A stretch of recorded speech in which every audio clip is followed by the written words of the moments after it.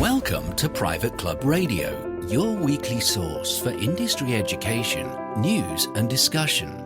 Broadcasting from Tampa, Florida, ladies and gentlemen, here is your host, Gabriel Aloisi. My guest today is Torbjorn Johansson of the CMAE. He's the Director of Education since October of 2017. Before that, he was 7 years as CEO of the Swedish Golf Club Management Association.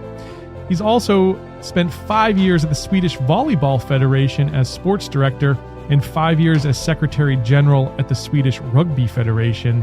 He was actually the youngest of his time when that happened. So, Toby, welcome to Private Club Radio. Thanks, Gabe. Great to be here. Yeah, well, excellent to speak with you finally. And I'd first just love to hear about that transition. You've been in the rugby world. You've been in the volleyball world, so you've got all sorts of sports under your belts. What was it like transitioning to the Club Managers Association of Europe? Well, as you say, I've been brought up in the sport industry from when I was very young. I think I was in the age of 9, 10 when I sort of said to my parents that I wanted to be the president of the IOC when I grew up.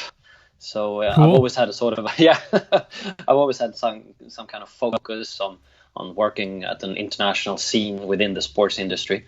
I worked 5 years for Swedish Rugby. That was a good sort of a place to get to know Swedish sports. As the youngest Secretary General at the time, I got the job when I was 22, so that was interesting. Coming to Swedish volleyball, that was actually my sport, so I got to work with the national teams in volleyball and beach volleyball and the elite sports within that. Then the transition, as you say, into the club management position, first for Swedish Golf Management Association and then on to the European scene. It was very different. I've always been engaged in volunteer work. I've been president at volleyball clubs, also coach without getting any funding for it, but at the same time working for the employees instead of working like with the volunteers. I think it was more rewarding. I could do much more work at Monday to Friday instead of weekends, which normally is always the time for sport matches and stuff. So, but also the benefits of actually helping someone do their job was extremely interesting, and it's still something that I love to do. If they have a problem, if someone has a problem, or they just need some support, I'll make sure to be there. So basically, that's at least one of the few advantages of coming to the management side. Yeah, absolutely. And you know, you're about a year in now.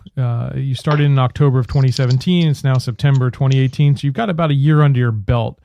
I'd love for you Correct. to give us an update of your thoughts on the association itself, the education, and what you see coming down the pipeline for the CMAE. Well, after the 7 years at Swedish GAF, the Golf Club Management Association, I took care of our golf club manager education program. That was during 18 months per time. We were about 25 students.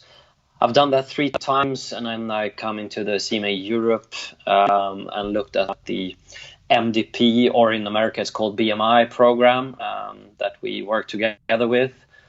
And I've only witnessed some people on the program, talk to them, and they were really, really positive. So for me, like you say, I've been almost a year. The first couple of months, it was just to see the program, get to know the program. It's our flagship. It's our star of all the things we do.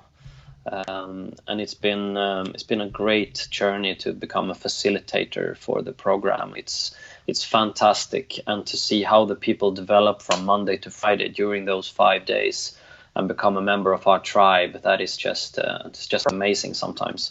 Not everyone, of course, but in a group of 25, there's a lot of people that we can actually move during the 5 days from one position to the next. Wow. So I would say that the program was already up and running. They wanted me to go in and really give feedback on it. I'm not coming in to do 90% of changes. I just hope to do some small nudges here and there. We might move an hour from here to there, and those kind of things I try to do together with Jason Koenigsfield at the CMAE, the Director of Education there. He's a great support. He's been great for me when I started. I knew Jason since I've been on the World Conference in America 5 times before I started with CMAE. Wow. So that was one of the things to make sure that our flagship is still up and running. It's still relevant 2018 because we started in 2011. So that's like 7-8 years ago now, and making sure all the content is relevant. But then also to look at our other activities, because we have one golf tournament, we do seminars, but we need to get moving on the webinars. We're going to do some governance sessions with presidents or captains together with a manager. We want to make sure to be visible not only when someone comes onto our program and then don't see them until they come on the next program. And also, again, we're a European organization, which means that our alliance partners, such as SGCMA in Scotland, IGCMA in Ireland, our London home county region. We have GAF Sweden, we have Finland, Norway, Portugal, Spain, Italy, to make sure that we are there to support them if they have needs in their education or with other things. So I would say that to be the kind of head organization that we want to be. So there's so much things I want to do, just make sure not to do them too fast. Absolutely. Yeah. Europe obviously is such a diverse, part of the world. There's, you got the UK. And not forget the Middle East. Sorry. Sure. Not to forget the Middle East, because we do the program there and we have a lot of activities, just formed a new region in the Middle East. So if you're talking about diverse, make sure you put in right. Middle East and Northern Africa there as well. There you go. So that's our turf. Do you find that there's very similar challenges that clubs face, even, from the Middle East to Africa to Europe? Yes, there are a lot of similarities. Then there might be some specific tasks in the Middle East, because a lot of them work directly with owners that might want to do things, and the money is not an issue as of anywhere else almost. Right. Money is a big issue. Very big. But at the same time, you still need to do things in a much better way than in the Middle East. So there's always a hatch. You can't waste money, because then you're gone there as well. But yes, there are similarities. Even though you might have 100 employees at one place, and you might have 6 employees in a medium club in Sweden. So it's just a matter of how you deal with it, how you create the team, and how you work with your members and listen to their needs. So yes, I think there's similar things, and also with sustainability today. We have challenges on that in every country. Sure. Well, let's break down a few of those challenges, if you might, for our U.S. listeners who maybe don't know what's happening over there in the Europe region or some of those other regions you mentioned. What are some of the challenges and maybe opportunities that you see clubs have right now? Yeah, it's kind of interesting that you said, because I recently came back from Singapore. I was at the Asian Club Managers Conference in Singapore, and I talked about the European trends and also how we deal with education and stuff like that. We have a great relationship with the Asian Club Manager Association. And talking about Europe and 2018, I would say that one of the biggest challenges is the usage of water. It's been a really tough year. First a tough winter, and then a really hot summer. And you guys know all about that. So it's a global thing. It's not just European. But the costs of utilities is rising, and it's a lot of costs to water in some estates. So water will be highly important for now and the future. We talk about recruitment a lot because it's a real huge turnover of people, both in management positions, but also like food and beverage, and it takes a lot of time and money to recruit all the time every year. But that's also a part of the club industry. We take in a lot of people, we train them, and then they go to other places. We just have to live with it, I guess. That's interesting. And also the food and beverage itself. Normally we follow trends from the US. Looking at clubs, the formal dining has been big over here. It's now going way to more brasserie style and healthy eating. The outsourcing contra in-house. Just looking at Sweden, we had 18 years ago, 1% of all golf clubs had the restaurant in-house. 99% outsourced the restaurant to a person or a company.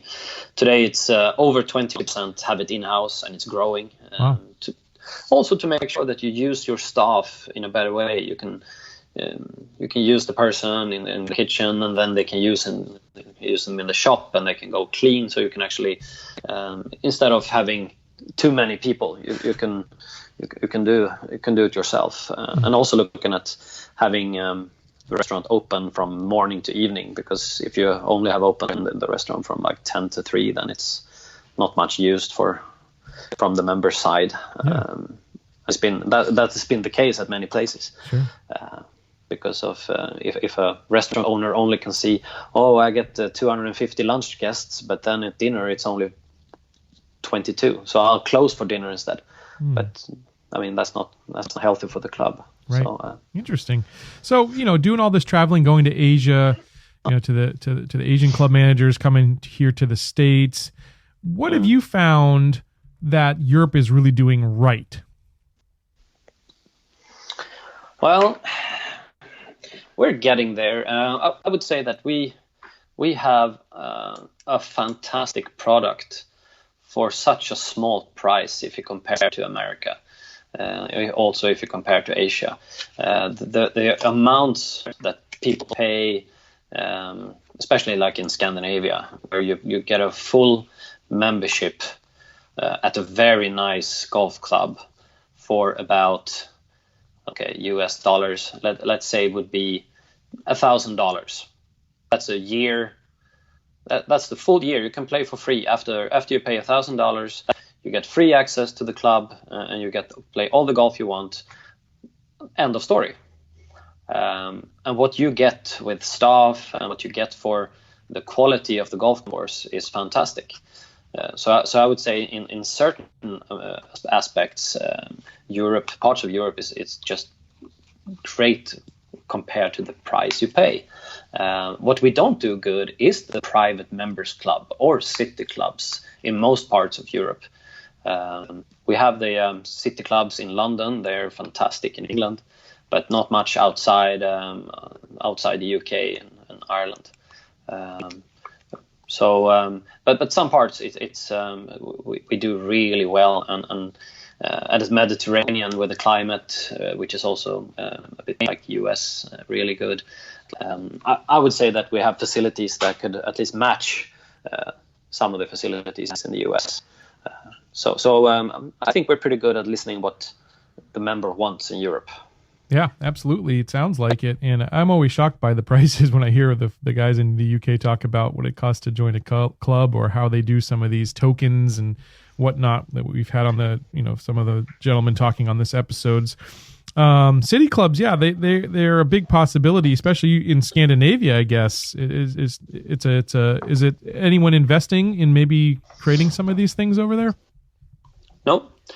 There's I would say a gap in the market in Scandinavia and also in parts of Europe, because I've seen obviously the benefits of having city clubs and the possibilities that bring, both for families or for people in different parts of the industry that are just looking for a place to go after work or during work or networking, any of that stuff. Yeah, exactly. And Actually, I know of a few small projects, but they're not comparable really to a good, nice city club like Caledonian Club in London, or like Roehampton or Hurlingham, some big sporting clubs. In Scandinavia, we have sport clubs. You go to the gym or you play your tennis, but you don't have a sort of a club membership as we talk about at Roehampton or Hurlingham, or not facilities like that. So that would be fantastic to see if that could come from in the future. Yeah, absolutely. Well, yeah, hopefully we see some investment there in city clubs in Scandinavia and Europe as well. It sounds like it's a good opportunity for some folks out there. Now, no, I think it's still good with all the politics going on and getting people healthier. It would be good for the politicians to put that money where it belongs. So right. I believe in that idea. That's awesome. Well, let's talk about the upcoming CMAE conference that you're doing, the European conference. It's going to be in Marbella, Spain. Let's talk a little bit about that, Toby. What are you excited for?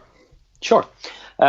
No, I'm really excited about the European conference on club management. We actually stopped the conference for 5 years and then started it again last year. So 4 weeks after I started my job at the CMAE, the conference was on, and last year was really, really nice, really successful according to the delegates. And this time we have put up a theme for it that we call the journey. And it's not supposed to be like the destination of something. We're talking about the actual journey itself. The doing is more important than the outcome. So we have a lot of presenters from within the industry that talk about their journey, their challenge, how they did it. And then we will talk about and discuss with the delegates on the possibilities, how you could have done it, and see if we actually can get some outcome together from it. So I'm really looking forward to this, together with some inspiration. We have someone who does TED Talks, and we have a great bunch of speakers at a nice hotel in Spain here in November. Yeah, I'm looking forward to joining you out there, November 18th through the 21st, I believe it is, right? Correct. We wanted someone who could actually add something to the program, and I think his name was Gabe. Well, I got lucky with this show, being able to speak to some of the top people in the industry. It's just a wealth of information. So I've basically been stealing everyone's best ideas, and look, I'm lucky enough that you're going to let me share them with the European folks. And that did sound like Greg Patterson. Take the ideas and make it your own. And yeah, laugh right. all the way to the bank. That's right. Yes, that's right. I love that. If people want to register for that conference, learn a little bit more, how do they do that, Toby? Yeah, it's pretty easy. You go to our website, cmaeurope.org, and everything is on the website. So it's for CMAE members only, but since again in America, if you're a CMA member, that's the same thing, because we're alliance partners, affiliate partners. So everyone would be very welcome. Last year, I think we had a couple of people from America coming over, and this time we have 3 presenters coming from America. Besides yourself, also your friend Norm Spitzig, and Laurie Martin, who's going to talk about crisis. So I'm also very inspiring to get some people from other countries than besides Europe to come over. Absolutely. I definitely recommend you head on over to the CMA website and check out the presenter list. It's really a nice lineup that they've put together. Now, you also have a really interesting gift for our audience that we're going to share on your interview page. So if you go to privateclubradio.com and click on Toby's picture, you'll be able to get his white paper. Can you tell us a little bit about that, Toby? Our white paper. We do a CCM think tank each year, and the CCM think tank is when our CCM certified club managers get together and discuss and make a white paper on certain subjects each year, and the last year's subject was on leadership. And the white paper that came out of it was really interesting, and I'm happy to share it with you. We're right now working on our next white paper. Hope to have it finished in a month or so. Would love to share that one as well with people who's interested, because we had some other subjects this year when we did the CCM think tank. But the basic idea is to get people together. We have some ideas on leadership, and then talk about all the different experiences that you've had becoming a CCM, putting it all into action, and then put that down in paper and share it with anyone who's interested. Yeah, I imagine that's great reading for American club managers from Asia, all over the world, not just the Europeans. That's going to be a nice little thing that you've put together, and we appreciate you sharing that with our audience, Toby. Hey, it's been a blast having you on Private Club Radio, and hopefully we can do it again sometime. Thank you, Gabe. It was excellent. Good talking to you. Private Club Radio is brought to you by Concert Golf Partners, helping to preserve and enhance private golf and country clubs. Concert Golf has the capital, expertise and private club hospitality experience to help upscale private clubs achieving long-term success and membership growth. For 25 years, Concert Golf has allowed private club members to focus on simply enjoying their club. Visit concertgolfpartners.com to learn more about the recapitalization process.